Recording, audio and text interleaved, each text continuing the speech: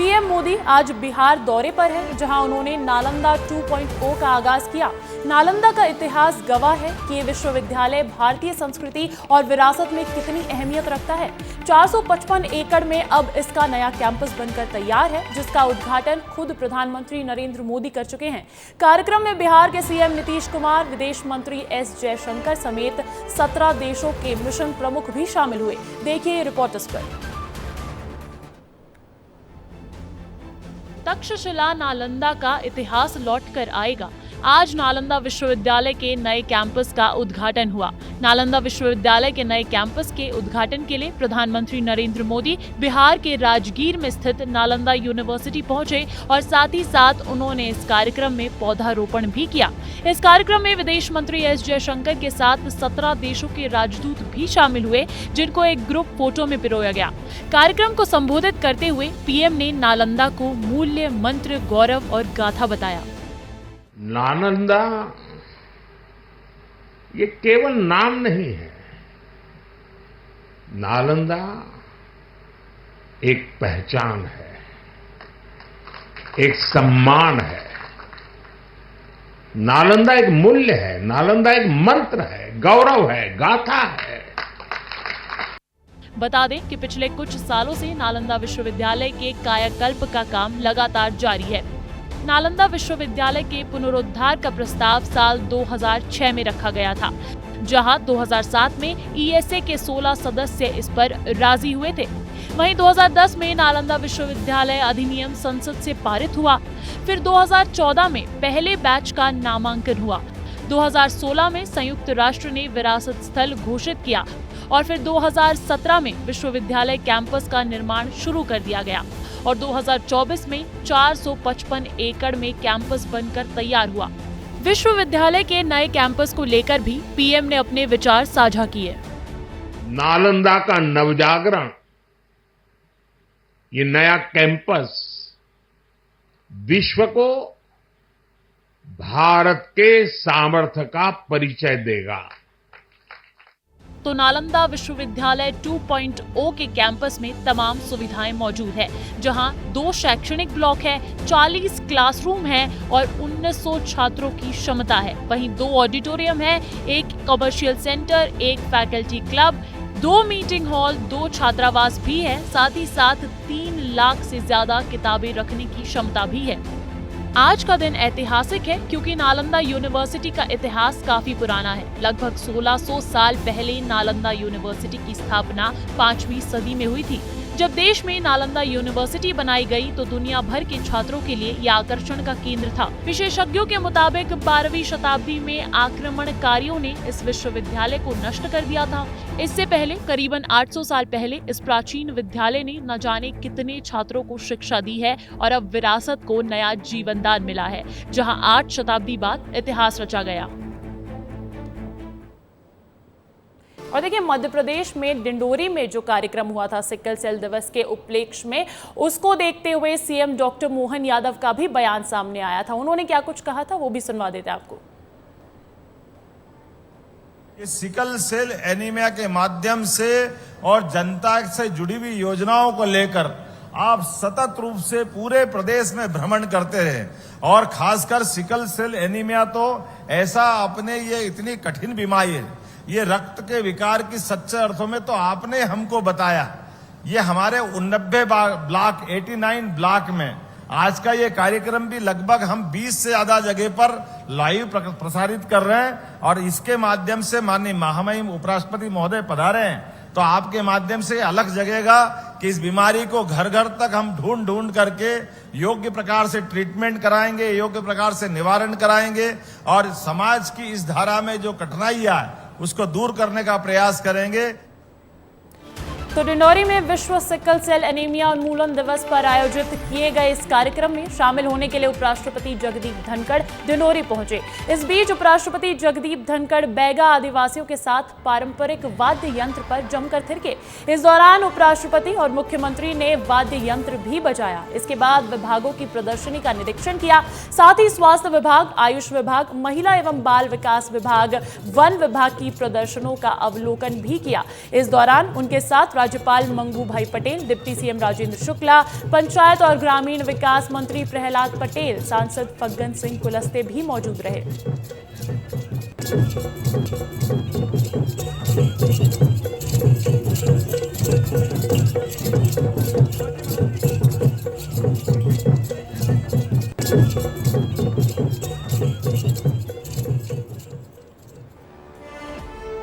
रायपुर में NCC cadet और प्रशिक्षक सम्मान समारोह का आयोजन किया गया, जिसमें मुख्यमंत्री विष्णुदेव साय शामिल हुए।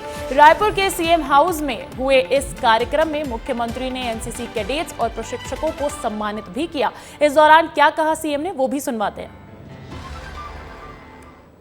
जो हमारे एनसीसी के कैडेट्स और अधिकारी भाग लिए, छत्तीसगढ़ का नाम रोशन किए, जिनको आज हम लोगों ने सम्मानित किया है, उनका बहुत बहुत अभिनंदन है, स्वागत है।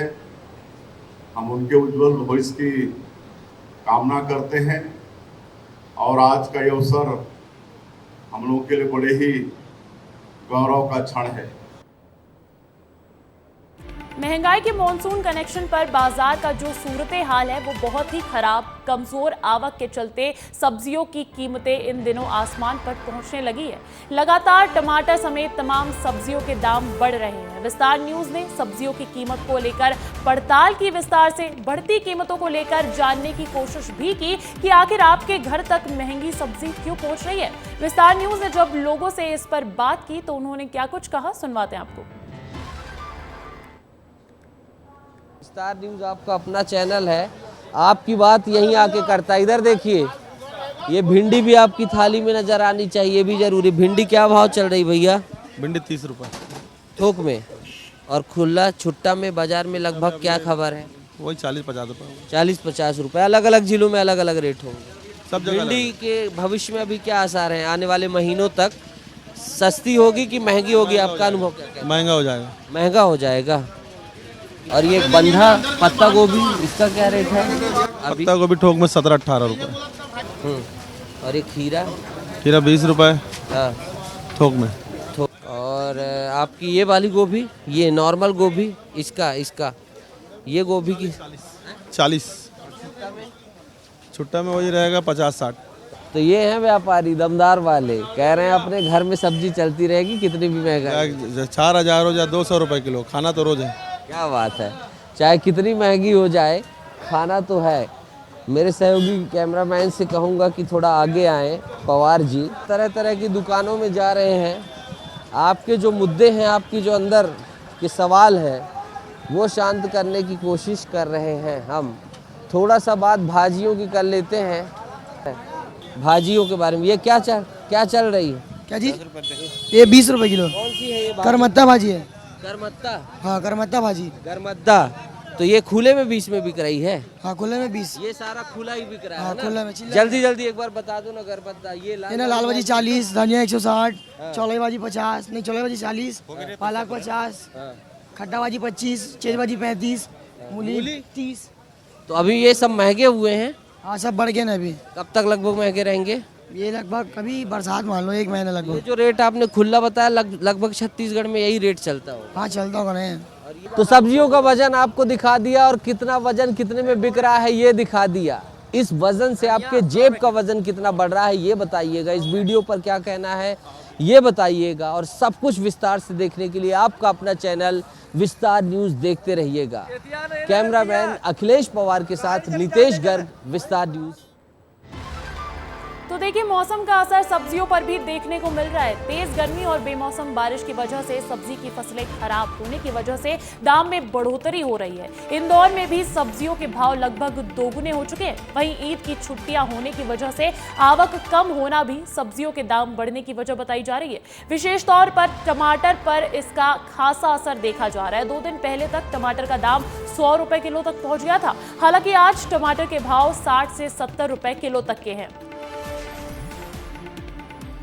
शराब के नकली होलोग्राम बनाने के मामले में अनवर ढेबर को यूपी एसटीएफ ने गिरफ्तार कर लिया। गिरफ्तार के बाद अनवर ढेबर को रायपुर में सिविल लाइन थाने में रखा गया, जिसके बाद यूपी एसटीएफ की टीम ने अनवर ढेबर को कोर्ट में पेश किया। अब अनवर ढेबर को लेकर स्पेशल कोर्ट में सुनवाई हुई है। बता दें कि जब गिरफ्तारी हुई थी मंगलवार शाम को, तब जेल परिसर में काफी संख्या में मौजूद अनवर समर्थकों ने यूपी एसटीएफ के साथ हंगामा किया था। इस दौरान धक्का मुक्की भी हुई थी। शराब घोटाले में लगातार कार्रवाई जारी है।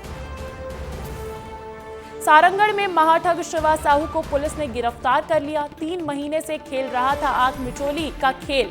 इसी के साथ सूर्यकांत, रमेश, दिनेश, लक्ष्मी नारायण, भागवत साहू भी गिरफ्तार कर लिए गए हैं, जहां सूर्यकांत को बिलाईगढ़ से गिरफ्तार किया गया है और बाकी आरोपियों को रायपुर और बिलासपुर से गिरफ्तार किया गया है। बता दें कि शिवा साहू पर 3 करोड़ 26 लाख रुपए की ठगी का आरोप है। छत्तीसगढ़ पुलिस प्रशासन से जुड़ी एक खबर मिल रही है, जहां पुलिस अब अपनी भाषा में बदलाव लाने वाली है। अब छत्तीसगढ़ पुलिस की कार्यप्रणाली से हटेंगे उर्दू और फारसी शब्द और उनकी जगह हिंदी शब्दों का उपयोग होगा। गृह मंत्री विजय शर्मा ने विभाग के अधिकारियों को इसको लेकर निर्देश जारी कर दिए हैं। छत्तीसगढ़ सरकार की यह पहल आम आदमी की समझ में नहीं आने वाली भाषा के चलन को खत्म करने के लिए है। उदाहरण के तौर पर अब छत्तीसगढ़ में हिरासत की जगह अभिरक्षा शब्द का प्रयोग किया जाएगा और ऐसे ही कई सारे शब्द भी बदल दिए जाएंगे।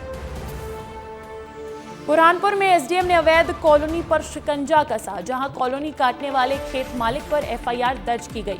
आरोप है कि बिना परमिशन ही कॉलोनी का निर्माण कर दिया गया और इस अवैध कॉलोनी में लोगों को प्लॉट्स भी बेचे गए थे और अब अवैध कॉलोनी पर एसडीएम ने शिकंजा कसते हुए बड़ी कार्रवाई की है। अवैध कॉलोनाइजर्स में इस कार्रवाई के बाद हड़कंप मच गया है। अवैध कॉलोनाइजर हेमलाल माली रास्तीपुरा का निवासी बताया जा रहा है। मध्य प्रदेश के सीएम डॉक्टर मोहन यादव सत्ता की कमान संभालने के बाद एक्शन मोड में आ गए हैं। जहां एक तरफ सीएम प्रदेश की जनता को विकास कार्यों की सौगात दे रहे हैं, तो वहीं दूसरी तरफ मुख्यमंत्री ने इंदिरा गांधी पेंशन स्कीम को बंद करने का आदेश जारी कर दिया है। सीएम के इस फैसले से प्रदेश के 56 लाख से ज्यादा पेंशन धारकों को बड़ा झटका लगा है। बता दें कि बुजुर्गों को हर माह 600 रुपए की पेंशन दी जाती है ताकि वो अपना गुजारा कर सके। ऐसे में सीएम मोहन ने सालों से चल रही पेंशन को बंद करने के आदेश जारी कर दिए हैं।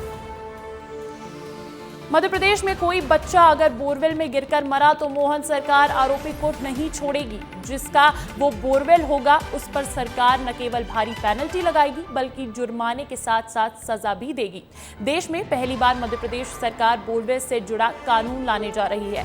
सरकार ये विधेयक जुलाई में होने वाले विधानसभा के मॉनसून सत्र में पेश करेगी। प्रदेश में पिछले 7 महीने में 8 से ज्यादा बच्चों की खुले बोरवेल में गिरने से मौत हो चुकी है। इन मामलों में अभी तक किसी की जिम्मेदारी तय नहीं थी। कोरिया जिले में एक गांव ऐसा भी है जो कई दशकों से वीरान में तब्दील है।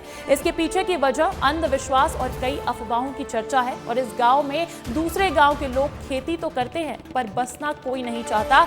वहीं इसी बीच अब नई जनरेशन के युवा अंधविश्वास और अफवाहों की मजबूत दीवारों को तोड़ते हुए गांव में पानी के लिए कुएं और छांव के लिए खरपैल झाला बनाकर वक्त गुजारने की कोशिश में जुट गए हैं। प्रधानमंत्री नरेंद्र मोदी ने पीएम किसान निधि जारी कर दी है और इस मौके पर चित्रकूट के मझगवा में कृषि विज्ञान केंद्र में कार्यक्रम का आयोजन किया गया। कार्यक्रम में केंद्रीय विदेश राज्य मंत्री कीर्ति वर्धन सिंह शामिल हुए।